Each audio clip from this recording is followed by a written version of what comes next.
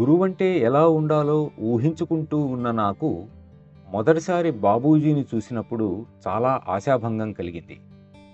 దానిని గురించి తర్వాత బాగా ఆలోచించగా ఆయన అలాంటి రూపం ధరించవలసిన అవసరం ఉందన్న అవగాహన కలిగింది.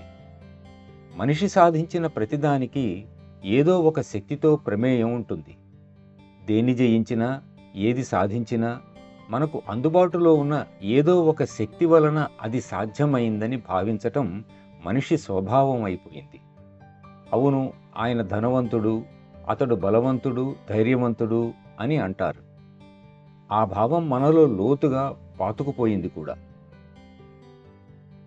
ఈ స్థితిలో ఆధ్యాత్మిక రంగంలో విజయం ఏ మానవ శక్తుల మీద ఆధారపడి ఉండదు అన్న నమ్మకం మనకు కలగాలి. సాధన చేయటానికి సంసిద్ధత కలవారందరూ అనుసరించదగ్గ విధానమని, ఇది విశ్వజనీయంగా వర్తిస్తుందని సహజ మార్గాన్ని గురించి చెబుతాం. అంటే విద్యావంతుడైనా కాకపోయినా, శక్తిమంతుడైనా కాకపోయినా సరే, శారీరక సామర్థ్యం ఉన్నా లేకపోయినా, ధనం ఉన్నా లేకపోయినా దీనిని సాధించగలగాలి.